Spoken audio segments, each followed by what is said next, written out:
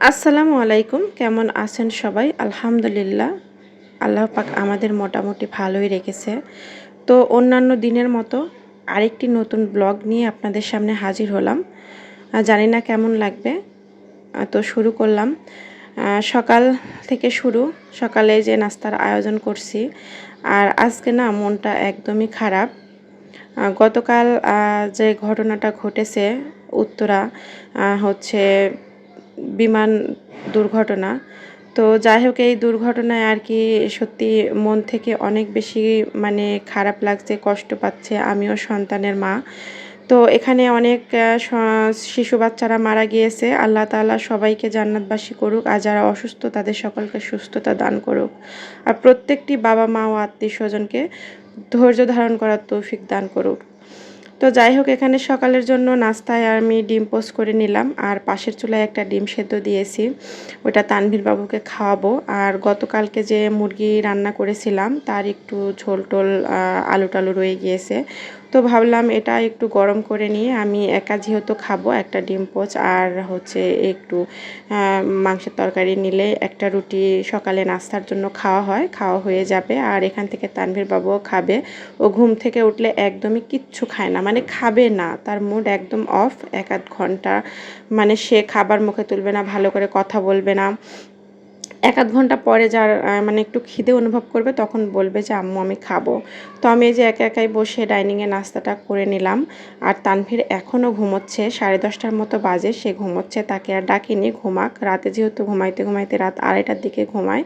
আর এইদিকে হচ্ছে গতকালকে কচু নিয়ে আসছিল, কচুর শাক অনেকটাই নিয়ে আসছে। তো ভাবলাম কচুর শাকগুলো সবগুলো একবারে সিদ্ধ করি, সেদ্ধ করে অর্ধেকটা বাগার দেবো আর বাকি অর্ধেকটা ডিপ ফ্রিজে রেখে অন্য একদিন খাওয়া যাবে। তো পাশের চুলায় ভাত দিয়েছি, ভাতটা আর কি উতলে উঠেছে। আর এখানে তেল দিলাম, আস্ত জিরে দিলাম আর পাঁচফোড়ন দিলাম।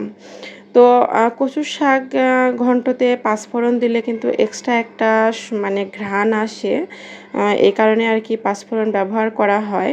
সবাই করে কিনা জানি না, কিন্তু আমি করি। পেঁয়াজ, রসুন, কাঁচামরিচ এটা দিয়ে পেঁয়াজটা লাল লাল করে ভেজে নিব। আর এই যে সে উঠে হচ্ছে ফোন দেখছে আর আপেল খাচ্ছে। সে কিছু না খেয়ে আপেল নিয়েছে, কি আর করব, কিছু করার নেই। যে যেটা বায়না করে ছোট মানুষ, সেটা আর কি প্রত্যেকটা আবদার পূরণ করতে হয়, নইলে আসলে কিছু বোঝে না, বোঝালেও বোঝে না। তো যতদিন বুঝটা না আসবে এতদিন আর কি এরকম হুটহাট বায়না করবে, যেটা বলবে সেটাই আর কি মানতে হবে, কিচ্ছু করার নেই। ছোট বাচ্চাদের সাথে রাগারাগি করেও কোনো লাভ নেই। তো ভাতটা প্রায় হয়ে এসেছে, আর কচু শাকটা বাগার দিয়ে সুন্দর করে আমি ম্যাশ করে নিলাম, করে নিয়ে ঘাঁটি করে নিলাম। আর এদিকে হচ্ছে আমি কাঁঠালের বীজ সিদ্ধ করেছিলাম, সুন্দর করে সেদ্ধ করে নিয়েছি। এখন আমি পাটায় এটা বেটে নিব। হাতেও করা যায়, কিন্তু হাতে করলে না কেমন একটু মানে দানা দানা হয়ে থাকে। আর পাটায় জিনিসটা একটু বাটতে তো কষ্ট হয় না, একদমই মানে নরমের মতো হয়ে যায়। একটু শিল দিয়ে একবার করলেই নরম হয়ে যায়। তো আমি আজকে পাটায় এটা বেটে নিলাম, নিয়ে শুকনো মরিচ ভেজে পেঁয়াজ বেশি করে দিয়েছি, শুকনো মরিচ দিয়ে লবণ দিয়ে ভালো করে চটকিয়ে নিয়ে সরিষার তেল দিয়ে চটকিয়ে নিয়ে ভর্তাটা বানিয়ে নিব। আর কাঁঠাল বীজের ভর্তা আমার সব ভর্তার মধ্যে এই একমাত্র ভর্তা যেটা সব থেকে বেশি প্রিয়। আমি এমনিতে ভর্তা অনেক বেশি পছন্দ করি, কিন্তু তারপরে যে কোনো ভর্তা পছন্দ করি, তার মধ্যে কাঁঠাল বীজের ভর্তাটা আমি একটু বেশি পছন্দ করি। তো ভর্তাটা অনেক বেশি মজা হয়েছিল। আমার ভর্তা দিয়েই আমি ভাত বেশি খেয়েছি, লাস্টে একটুখানি কচু ঘন্ট নিয়েছিলাম। আর এই যে এখানে আমার রেগুলার রুটিন, দুপুরে আমার যত কাজই থাকুক মানে তার মধ্যে এই আপনার কাপড় ধোয়ার কাজটা থাকবেই। কোনো দিন কম, কোনো দিন বেশি, কিন্তু রেগুলার আমাকে কাপড় ধুতেই হবে, পরিষ্কার করতেই হবে।